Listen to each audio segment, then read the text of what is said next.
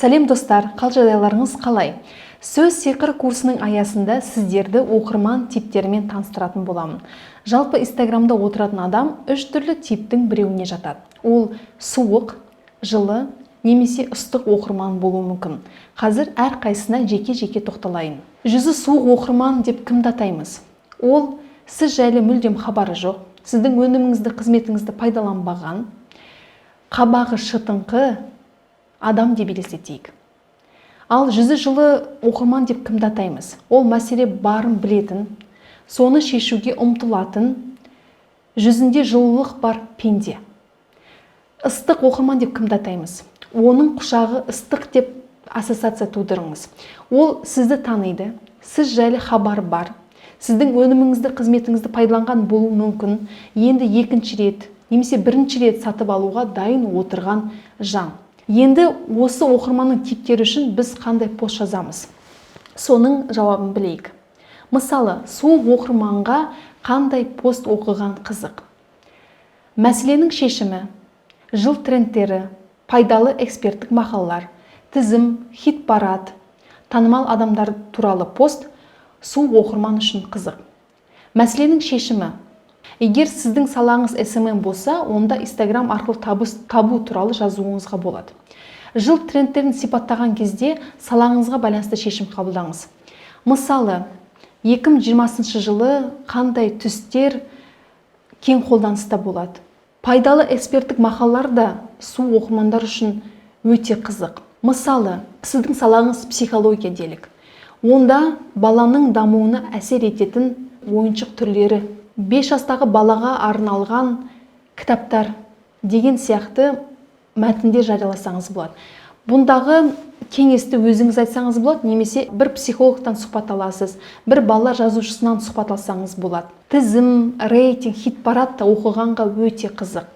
Мысалы, егер сіздің салаңыз монтаж болса, онда жақсы монтаждалған кинолар деген тізім жасаңыз. 2020 жылы қандай сторис түсіруге болады? 2020 жылы қандай кітап оқыған дұрыс деген сияқты пост жасаңыз рұқсат. Сонымен қатар танымал адамдарды постқа арқау етіңіз. Қайталап айтам, кез келген пост жазған кезде салаңызға байланысты шешім қабылдаңыз. Салаңызға байланысты ғана пост жазыңыз. Мысалы, Тәуекел Мүслім қолданатын духи, немесе Қуаныш Шонбай оқитын 5 кітап дегендей пост жарияласаңыз, оқырманның қызығушылығын оятасыз. Жалпы, Инстаграмды алғаш рет дамытып отырған, Инстаграмды енді жаулаймын деген жан болсаңыз, барлық постты 100% тек жүзі суық оқырманға арнап жазыңыз.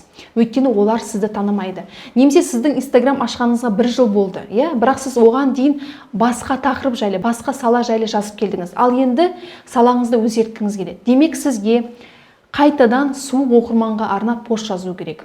Салаңызға байланысты танымдық пост жазасыз. Сіз ештеңе сатпайсыз. Сіздің мақсатыңыз алғысқа кенелу, бата алу, оқырманның жүрегін жаулау. Ол үшін бар ақыл кеңесіңізді, бар пайдалы ақпаратыңызды тегін ұсынасыз. Жалпы ақпаратты, білімді, ақыл кеңесті тегін ұсыну тактикасын тек Инстаграмда ғана қолданбайды. Мысалы, Литрес деген сайт бар.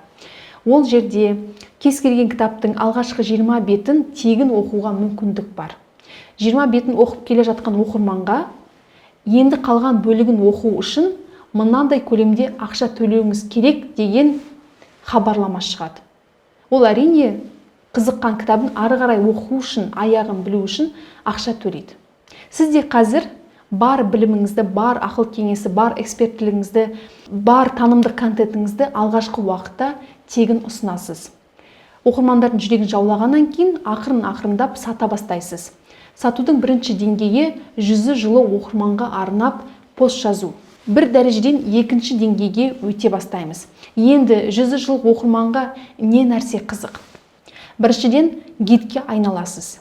Салаңыз кроссовки сату болса, онда фитнеске барған кезде қандай кроссовки таңдау қажет деген пост жариялайсыз. Қосымша қызығушылықты саламен байланыстырасыз. Мысалы, сіздің салаңыз маникюр жасау болса, онда 300 рет ыдыс жусаң да кетпейтін маникюр дегендей пост жариялайсыз. Үшіншісі, клиенттің оқиғасын, пікірін постқа арқау етесіз. Мысалы, сіздің салаңыз ағылшынша білім беру. Демек, бір ай бұрын сізден білім алған, қазіргі таңда бір деңгейден екінші деңгейге өткен, ағылшыншасын дұрыстаған, сол арқылы шетелдік компанияға жұмысқа тұрып кеткен бір адамның оқиғасын келтіресіз. Аты жөнін айтасыз. Ол қандай қиындықтарға тап болды, қандай тәсілдер қолданды, қандай қазір жетістікке жетті. Міне осының барлығын сторителлинг форматында жазасыз. Төртінші кезекте жұмыс процесін көрсетесіз. Мысалы, сіздің салаңыз копирайтинг болса, онда курсты қалай жасайсыз? Клиенттің тапсырысын қалай орындайсыз? Осының барлығын постқа айналдырасыз. Сонымен қатар мастер-класстар да жүзі жылық оқырманға өте қызық. Мысалы, сіздің салаңыз ыдыс аяқ сату болса, онда сіздің кәсібіңізге қандай тамақтар пісіруге болады? Кәдімгідей ашып жазасыз. Бәлкім сол тамақтың рецептін де келтірсеңіз болады.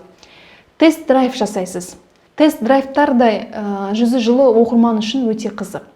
Енді сіз емес, сіздің клиентіңіз, оқырманыңыз сіз жайлы өз пікірін білдіреді. Осы міне тест-драйв болып саналады. Мысалы, сіздің салаңыз кітап сату болса, сізден кітап сатып алған клиент сіздің қызметіңіз, сіздің жылдамдығыңыз, сіздің дүкеннің ерекшелігі туралы пост жазады. Соның айтқан пікірін көшіріп аласыз да өзіңіздің постыңызға саласыз. Ең соңғысы ол эксперттік материалдар. Мысалы, сіздің салаңыз ойыншық сату болса, сіз енді балалар психологынан кеңес ала отырып, 5 жастағы балаға қандай ойыншық алуға болатындығы жайлы пост жазасыз, пост дайындайсыз. Жүзі жылы оқырман мен жүзі суық оқырман үшін жазылатын посттың айырмашылығы қандай? Екеуі бірдей десе болады. Бірақ тізім, тренд дегенді қойып, тактика, логикалық жүйе, техника, әдіс-амал, жол, фишка дегендерді көбірек айтасыз. Тура сол тақырыпты енді тереңірек зерттеп бастайсыз. Бар айырмашылығы осындай. Құшағы ыстық оқырманға не жазамыз? Жазылатын пост тура жүзі жылы оқырмандықымен бірдей. Тек енді сатып алуға шақырасыз. Қалай қызмет көрсетесіз? Жеткізіп бересіз бе? Дүкеніңіз қай жерде орналасқан? Оның құны қандай? Қалай төлеуге болады? Беретін кепілдігіңіз қандай? Міне осыларға назар аударасыз. Сіз енді аудиториясы бар блогерсіз. Бірақ ендігі кезекте суық оқырманға арнап пост жазбаймын деген әңгіме болмайды. Сіз құшағы ыстық оқырманмен жұмыс істеу деңгейіне жеткен кезде сізге қайтадан суық оқырманға арнап пост жазу керек. Себебі парақшаңызға күн сайын кірген адам тек қана сатылу, сатам деген сөздерден тұратын пост оқысы келмейді.